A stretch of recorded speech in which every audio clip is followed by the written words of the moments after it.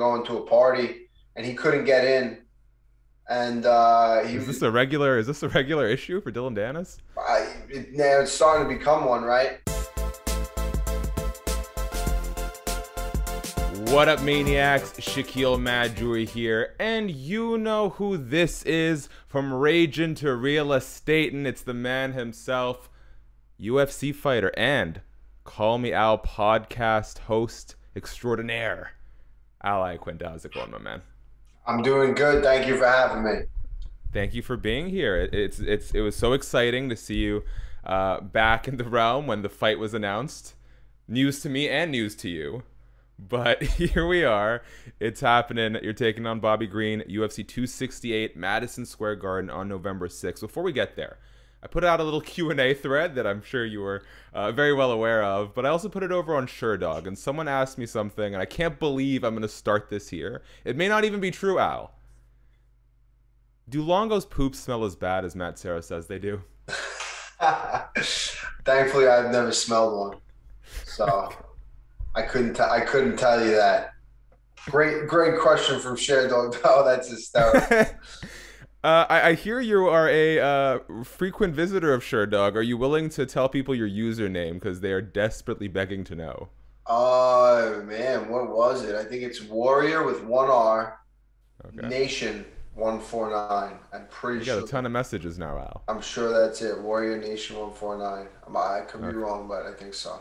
Love it. Yeah, well, if you realize that you don't want that info out there, you got to the end of the show to tell me. We can chop it out. That's all good.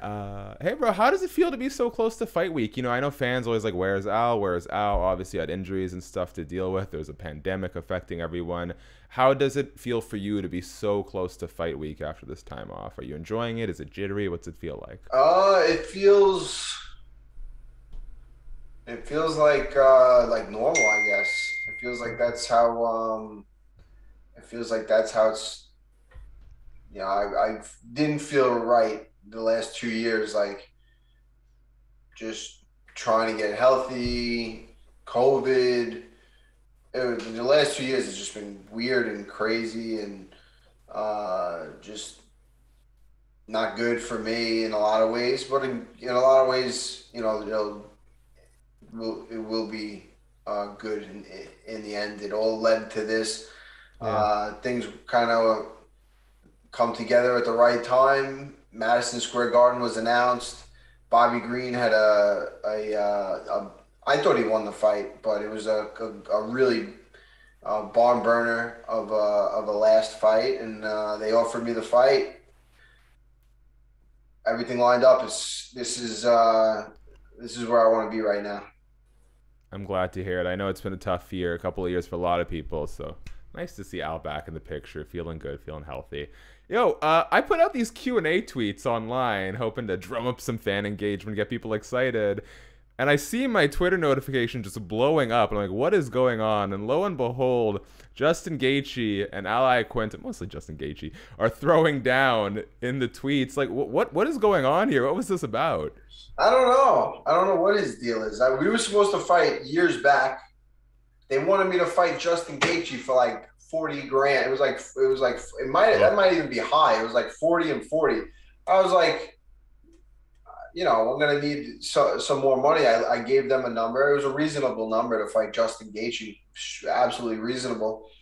And it never ended up happening. I messaged Justin Gaethje in his DMs and on Twitter, and I said, dude, don't accept another fight.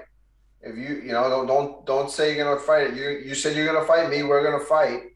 If you accept another fight, that's fucked up. And sure enough, the next day he was like, "Yeah, handle your own shit," and he accepted a fight with James Vick. So, yeah, you know, I guess he's not the smartest. Great fighter, not the smartest guy. Definitely, Twitter's not his thing. He's asking me if I got a better manager. I don't know. I got the best management in the game. So he's not. I don't know what his problem is. He probably had a bad training session. He's fighting Michael Chandler, who's also managed by Dave Martin and Martin Advisor Group, the best management around. So Yeah, he's got a lot in front of him. He should worry about himself. I don't know why he's commenting on your tweets pertaining to me, but yeah, he's gonna have a tough night. I have a feeling he's having a tough night, and he's gonna wish he didn't open his mouth on Twitter of all places. I got a few followers out of it, but Justin Gaethje holding a grudge. Dillon Danis also started liking stuff. What's that about? Is he just upset that you had that amazing? We'll talk about it. Let me repeat myself. Amazing podcast interview on Call Me Al, where you had the guy who choked out Dillon Danis, the security guard. Is that why he's upset with you? Like, what's going on? Is he upset with you? He's got a big problem. I was in the city. I was in Manhattan one night with a bunch of my friends. We were going to a party, and he couldn't get in. And is this a regular issue for Dillon Danis? It's starting to become one, right? So he couldn't get in. I was waiting online with my buddy and a few other people waiting to get in, and he came up to me, and I think he couldn't get in, so he was going to try to hop in with us. He was like, "Yo, Al," kind of thing. And first off, I got enough friends. I don't need a friend out of Dillon Danis. You know what I mean? And he had pretty sure he had said some stuff on Twitter. So I was like, dude, I'm just gonna like hang out with my friends. You know, have a good night. And he got mad that I kind of gave him the cold shoulder, and the attitude changed, and I was like, dude, if you got a problem, I'll fight. Let's fucking go right now. I go, I'll fuck it. You got an injured knee. I will kick your kneecap across the street right this second. And his friends immediately stepped in and were like, whoa, no. And he's all talking tough behind his friends. So the bouncers were like, you guys got to leave. Everyone's got to leave. We did a lap around the block, came back, went into the party. Dillon Danis was nowhere to be found. Had a great night. He almost ruined it, but thankfully his friend stepped in. I didn't get an assault charge because that's guaranteed where it was leading. Yeah, the guy, you know, he's weird. He came up to me like we were friends. Because and I was like, dude, I don't fucking know you. You're weird. You're like, that's not the person. Could you imagine? That's not the kind of person that I like associate myself with. So I think he quickly got the idea, and he felt a little hurt that you know, I kind of gave him the cold shoulder. So ever since then, he's been a little he's had a little problem, but that's his problem, not mine.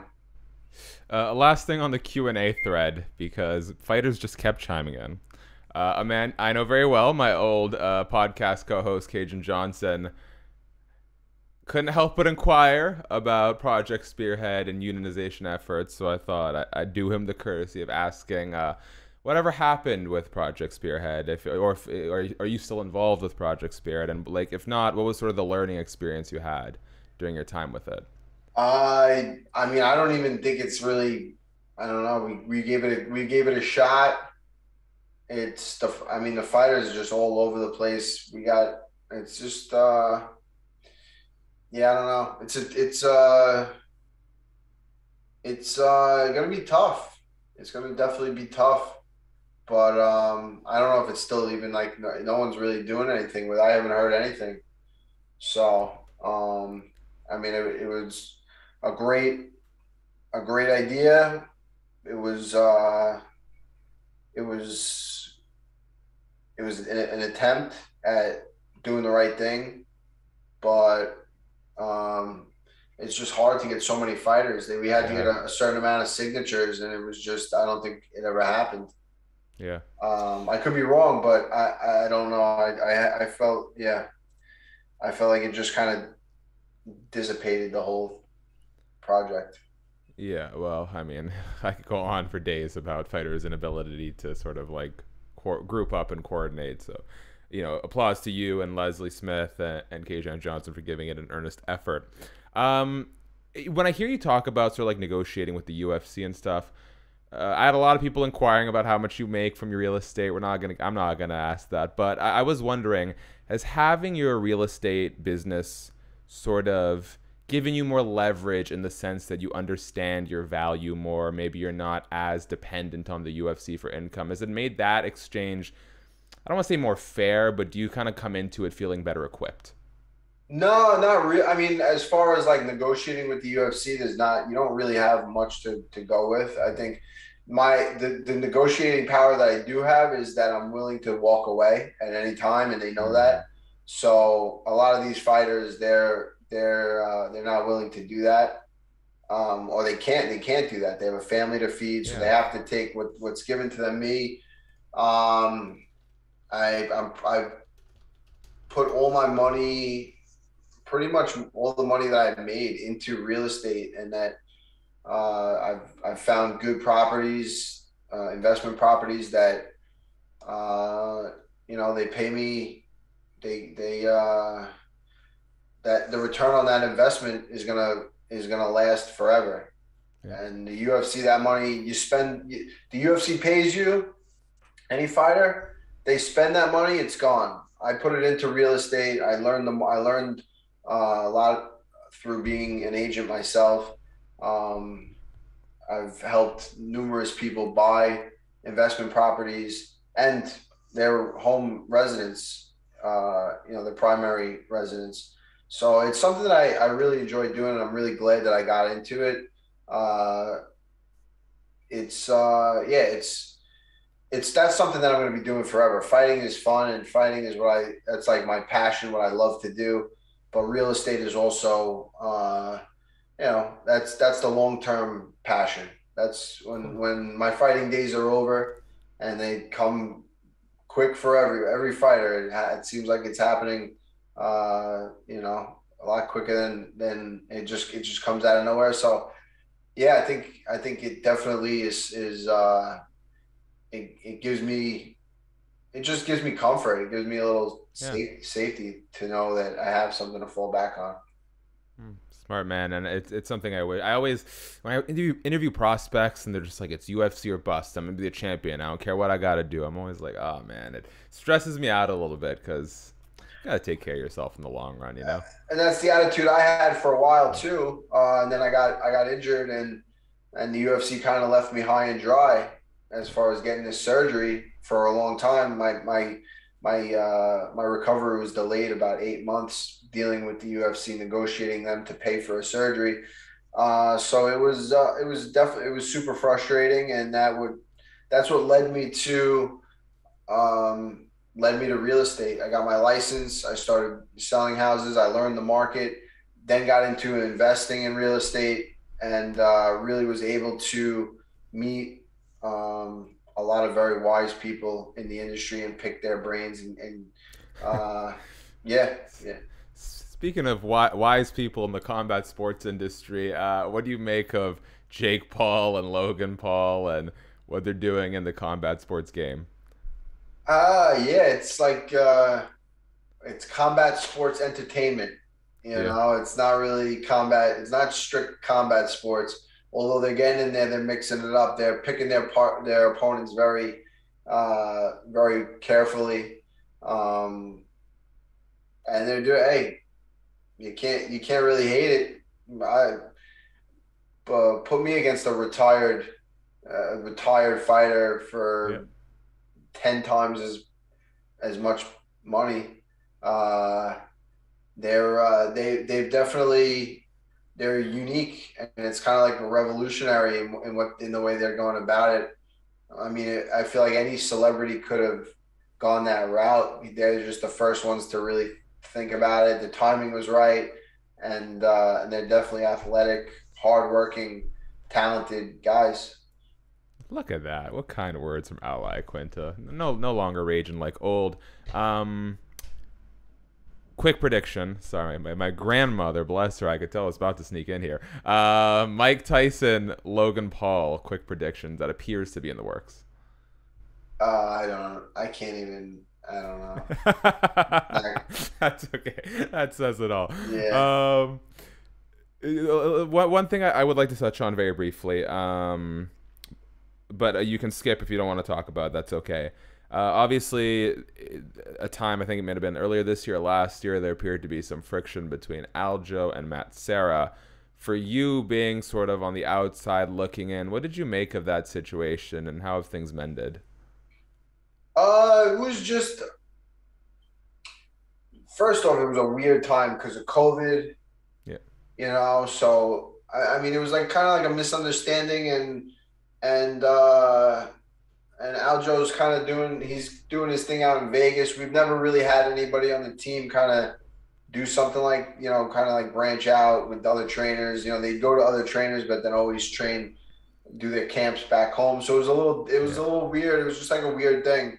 I'm just glad that it's all in the past and that, it's all good now. I'm gonna have Matt, Ray, and Aljo in my corner here next week. So That's awesome. It's gonna be like the good old days before COVID, before all this crazy nonsense.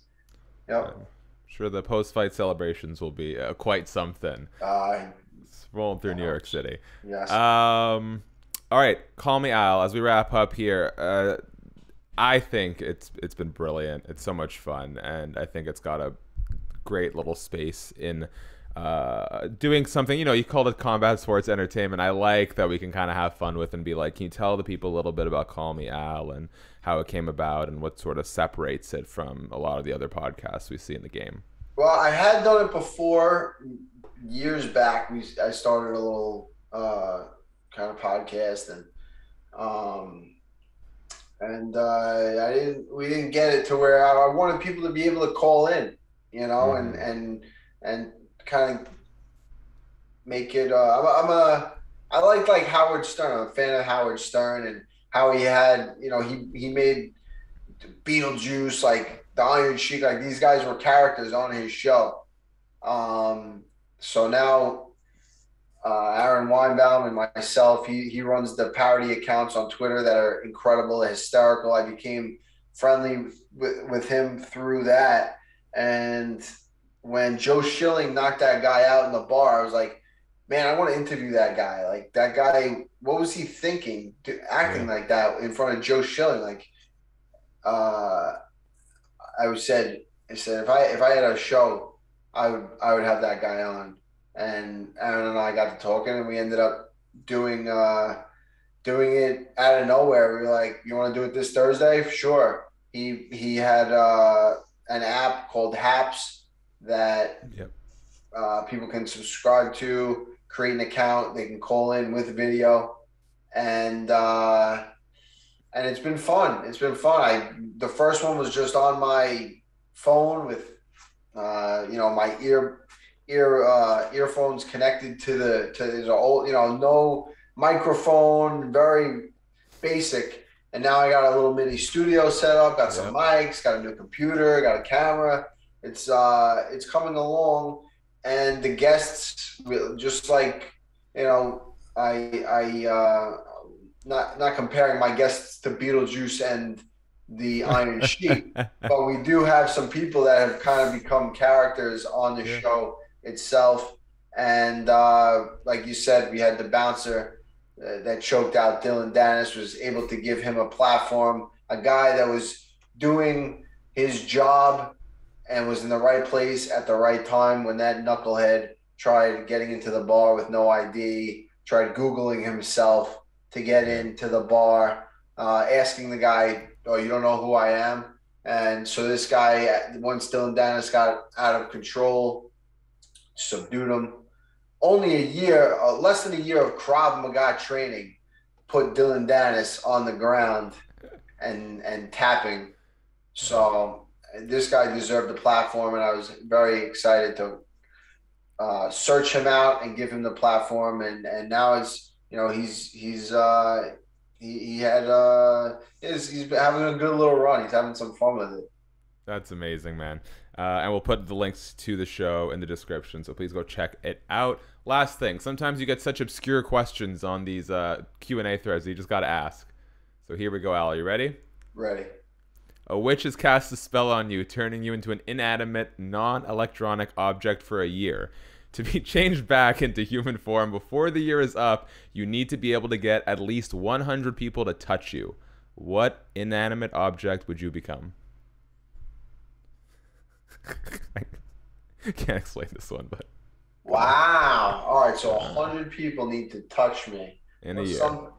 An inanimate object. What is the definition of inanimate? I guess it can't move.